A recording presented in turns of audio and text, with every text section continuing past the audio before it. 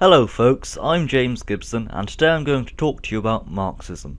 Yesterday I did an episode about socialism, and socialism is a theory largely based upon Marxism and Leninism. So I think it makes sense for me to introduce you to Marxism. You probably recognise him, there's Karl Marx there. So let's just go over a quick summary of Marxism.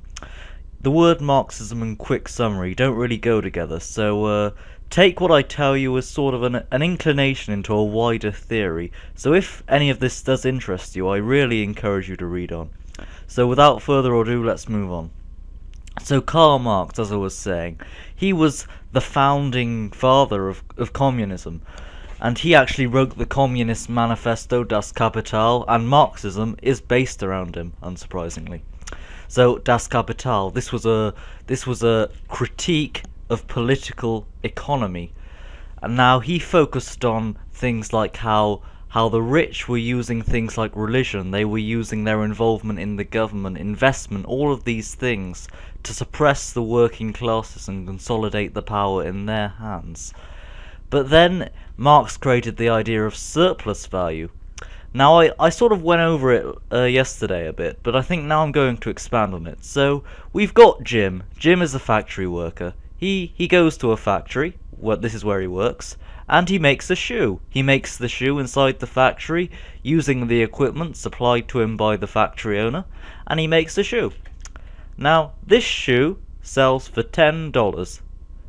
But Jim doesn't sell that shoe. No, Jim makes the shoe, and Jim gives the shoe to the factory owner. So the factory owner then pays Jim $3 for making the shoe for him.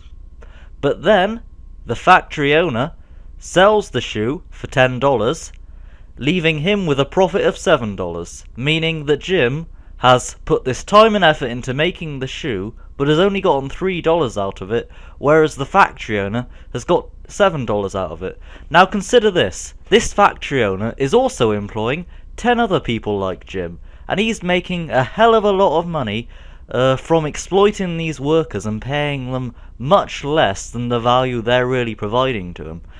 Now you need to ask yourselves, why is it fair that the factory owner makes so much money more than the workers? Now this is essentially Marxism. It's about the divide between the rich and the poor, and the class struggle that is created as a result of that. But the Marxist future is another key part of Marxism, because Marxism is two things: a critique of the capitalist system, a critique of the current society and how it's flawed, but then there's also how to build a Marxist society.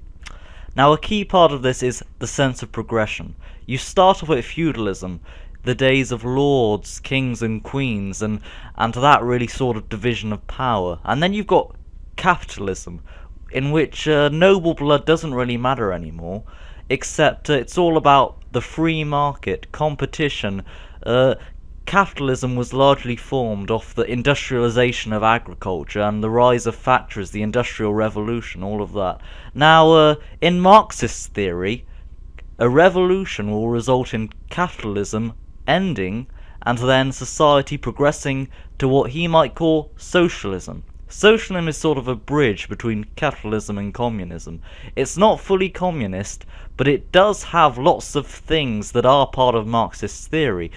And then you move on to communism. Now communism is the idea of a classless society and a stateless society. So the classless society, you don't have the poor, you don't have the rich, you don't have the middle classes, you don't have that.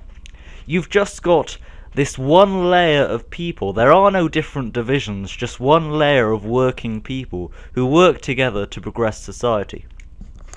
But not only classless, but stateless. Now what does this mean? Well, for Marx it means getting rid of the government, because surely if everybody's the same class and there is no division, then the role of the government sort of becomes meaningless, and since this role is meaningless, eventually the government dissolves.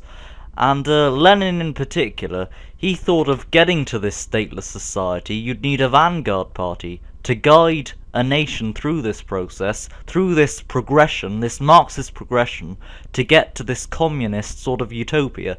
I say utopia, but Marx and Lenin both accepted that there would be flaws in this ideal world that they described, and there always would be these flaws, and it's the role of the communists to sort of crush out these flaws and work towards building a better world. Social equality, as mentioned before, it's all about getting rid of the divide. Here in the UK, I'm sure there are people that earn millions of pounds, and there are people that earn just around £10,000. It's an interesting divide, and it's a huge divide that Marxism aims to crush. This divide needs to be gone, and there needs to be social equality. The gap between rich and poor needs to be reduced. This is the end of part 1. I'm gonna expand on Marxism and give you a better idea. This is just an introduction, but if this interests you, head over to my blog at www.criticalproletariat.com. Until then, cheerio folks.